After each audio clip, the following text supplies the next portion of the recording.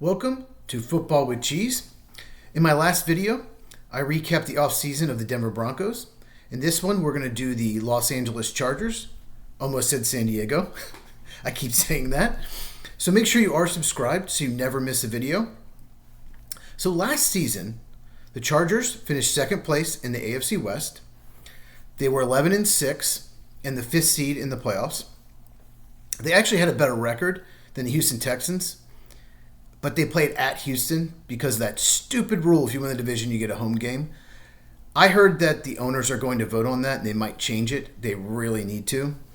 Let the team that wins the division make the playoffs, but seeding needs to be done by a record. We had a situation where the Vikings had a much better record than the Rams and had to go on the road and lost. So anyway, that's a topic for another video. But they played at Houston and laid an absolute brick. They lost 32-12. The offense and defense looked terrible, especially the offense. Justin Herbert is now 0-2 in the postseason, looked bad in both games. It was just a bad performance, and they were actually favored in the game because Houston was really struggling. In the regular season, they did go 11-6, which is better than some people thought. They probably overachieved. Jim Harbaugh's a great coach. They lost to the Chiefs twice, so that's something they'll need to improve if they want to win the division. They did beat Denver twice. That's why they finished second. Denver finished third. All of their losses, if you include the playoffs, all 7 losses, they scored 17 points or fewer except for one game. They think they scored 20 against Baltimore. So basically when they lost, it's because they did not score enough points. 17 points is not going to win you most games in today's NFL. It's an offensive league. In free agency, they upgraded right guard by signing Mekhi Becton, who had a breakout year for the Eagles. They brought back Mike Williams at receiver. I don't know if he has anything left. Worth a shot, I guess. Their big addition was Najee Harris, running back from Pittsburgh. He's a good fit in Jim Harbaugh's downhill scheme. More on him in a second when I talk about the draft.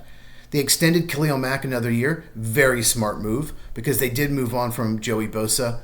Bosa had been having a lot of injuries. He's a heck of a player, but not the player he used to be. So it saved a lot of cap room. But they lost Christian Fulton, the cornerback to the Chiefs. They didn't re-sign Asante Samuel. So cornerback is a problem. They did sign a few corners, Dante Jackson, Benjamin St-Juste, but those are just not very good players. Those are what I call replacement level players, and that means players you can get in the 4th, 5th round that are just as good, but a lot cheaper. They also lost Poona Ford to the Rams and Josh Palmer to the Bills. Poona Ford, to me, is a bigger loss. One more underrated defensive tackles in the game. And Josh Palmer, just inconsistent play. He's a good player at times, other times not so much. He seems to be banged up a lot. So that's not the worst loss. In the draft, they used their first-round pick on Marion Hampton, running back North Carolina. He is a stud. He's a great fit for Jim Harbaugh's offense. He can break tackles. He'll be great in the red zone. But positional value, not the best choice. I'm sure he was the best player on their board. Jahdae Barron had gone 2 picks before to Denver.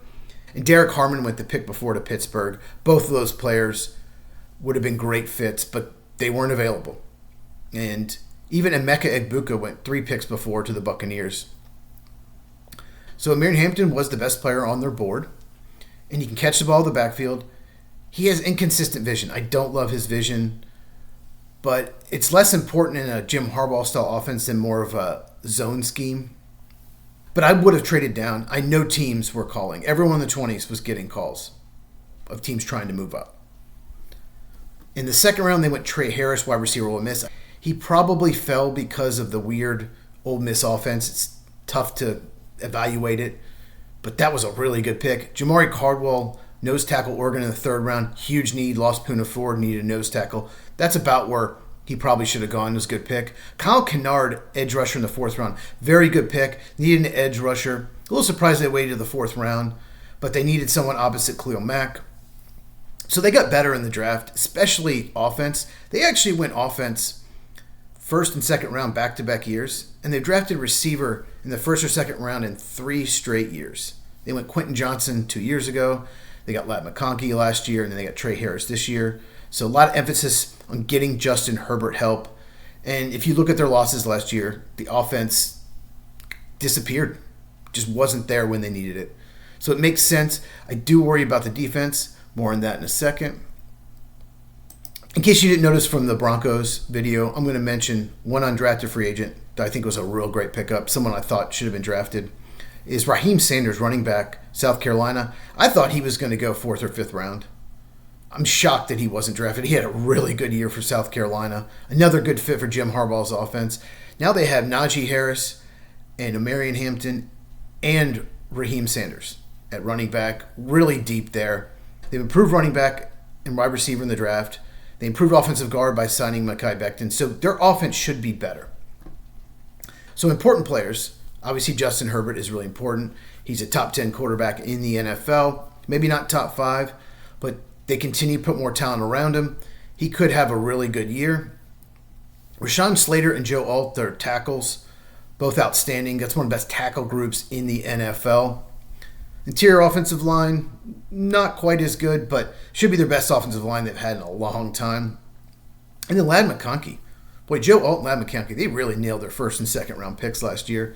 McConkey had one of the better years for a rookie at the wide receiver position, but no one talks about it because he was probably the 3rd best rookie receiver last year after Brian Thomas Jr. and, of course, Malik Neighbors.